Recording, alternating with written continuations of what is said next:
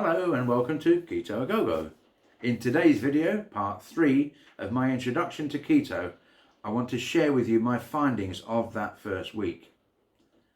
I have, as many of you are aware, been on the exante low calorie diet for the best part of 3 months. I lost almost 15 kilos in the 12 weeks that I was using exante, and I cannot recommend it enough. I would stay on it, but I'm diabetic, type 2 of course. Type 2 diabetes is, in many experts' opinion, the result of years of overdosing on carbohydrates, particularly sugar. In fact, in many experts' opinion, it's an overdose on fat and bad lifestyle, but it's the sugar that's done it. Anyway, it's called insulin resistance, and it happens many years before a person finally becomes classed as diabetic. Constantly eating foods rich in sugar and carbs causes the blood sugar to rise.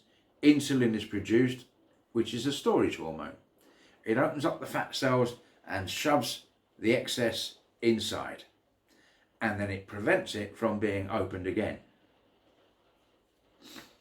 The only way to get it to open up again is to reduce your blood sugar levels, and the only way to do that is to stop eating carbs or take them down to such a low level so as reduce the insulin production. And that's where I am right now. Exante is a great diet. It's well thought out, well planned, and got so much variety. But if I had one suggestion, it would be for them to come up with a few new formulations for their products that made them keto friendly. And by that I mean very few carbs, almost none, around 5 grams per product. Some of their products are 40% carbs though, and that's too high, in my opinion, for the insulin to reduce sufficiently for me to go into full ketosis, to become a full fat burning monster, and to reverse my diabetes. And so I've switched to keto, like the hardcore exante if you like, the ketogenic diet, distinguished by its low reliance on carbohydrates and sugars. It's been designed to force the body, in the absence of glucose, to convert stored energy in the form of triglycerides into ketones, which can be used to provide energy to the entire body.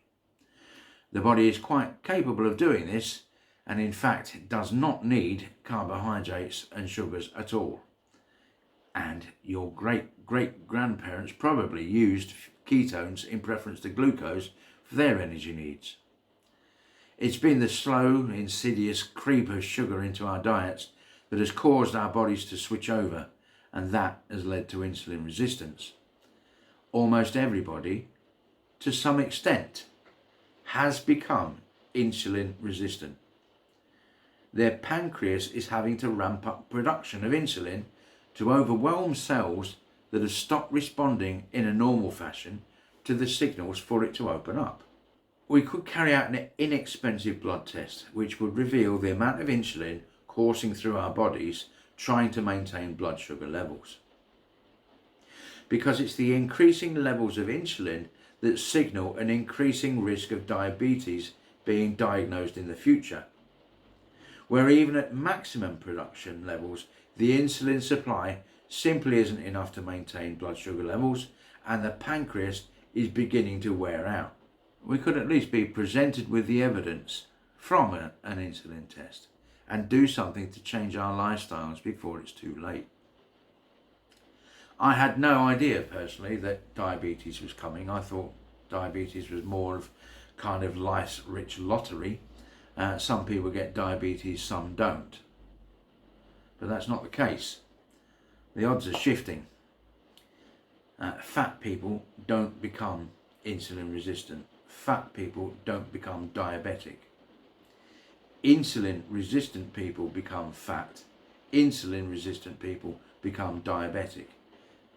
Insulin resistant people also develop heart disease, have strokes, go blind, develop nerve damage that ends in amputation. become sufferers of vascular dementia. And it's our reliance on sugar that's doing it. And of course, backed up by the poor advice given by our health authorities, in direct contradiction to the advice given 100 years ago. The advice that worked. For all the wonderful advances made in medical science over the past 50 years or so, the understanding of what is making us all so ill is stark in its contrast.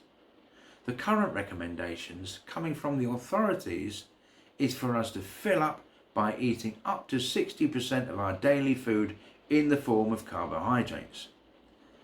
And that advice, which goes completely against reality, is costing our country tens of billions of pounds as we pour more and more money into our NHS every year, currently costing £150 billion a year.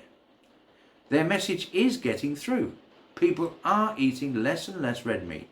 Vegetarianism has become relabelled a plant-based diet. Eggs are kept to a minimum, dietary fat is avoided. So why do people keep getting sicker and sicker? How many lives are being ruined? How many tens of billions wasted? When a simple blood test could tell us where we're going wrong. It could tell us that we are poisoning ourselves with sugar and an excessive load of carbohydrates. So, keto. My initial thoughts were that being as I'm coming off exante onto a keto diet, that my weight loss would be close to zero in the first week as I was eating real food again, raising my caloric intake from the 800 calories a day on exante. I also thought I'd be filling up my plumbing once again, because one of the more spectacular side effects of exante was for me to be able to empty my system with alarming force. I thought that my liver would have already stripped itself clean of excess glucose or glycogen due to the effects of exante. And I thought that ketosis would come quite quickly. And it's taken me 5 days before the urine strip changed colour. And I promise I did it right. But now, I am a certified fat-burning monster. I spread my 2 meals over 8 hours, and for the other 16 hours, my body should seek its energy from my vast stores of body fat. I would imagine that this would begin a few hours after my last feed of the day, as clearly that food energy would need to be used up first, but after that, nothing gets munched until 10 a.m. at the earliest. So there's nowhere else to get energy from. It has to use my fat. My weight at the end of August was 145.1 kilos, and as I suspected, it hardly changed throughout the first 3 weeks of September on exante. It was at its lowest 143.0 kilos, but rose 1.4 over the first few days off exante, and to be fair, the last period while I was on exante, which was quite alarming, I can tell you, but I carried on in the hope that it would sort itself out, and it has. I'm now back down to 142.1, and I'm now in ketosis, so very optimistic. It also means that I've lost over 15 kilos, so just the 49.8 to go. But the food is terrific, probably because I am an amazing chef, and I'm also not very fussy, so I'll eat anything. Breakfast tends to be some grouping of mushrooms, scrambled eggs and bacon, and my evening meal tends to be a combination of bacon, eggs, no, not really. The breakfast remains unchanged. The breakfast is pretty much bacon, eggs and mushrooms, my favourite.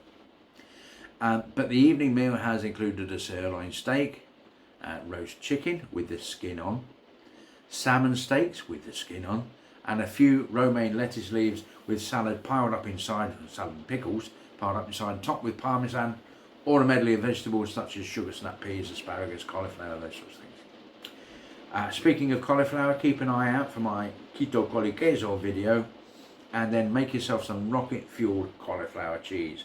You won't regret it. So, all in all, the keto diet hardly feels like a diet. It just seems like a more natural way to eat. I enjoy 2 substantial meals a day, and I cut out the crap. Sorry, cut out the carb. Misread it. Actually, on second thought, I cut out the crap. No bread, for me, is probably the hardest thing, because I could destroy half a loaf of bread if I had some cold butter and a toaster to hand. But I suppose the greatest change to my previous eating habits has been not snacking into the night. I think that having been on the restrictive exante diet, my food discipline has improved, and it really helped to make the keto switch easier to do. I want to see what's possible with keto. I'm trying to find the time to go for a walk and the weather to go for a walk, and to be honest, I need to try harder. So I've chosen the hours that I want to work. The difficult thing with being a self-employed taxi driver is you either want to work no hours or all of them.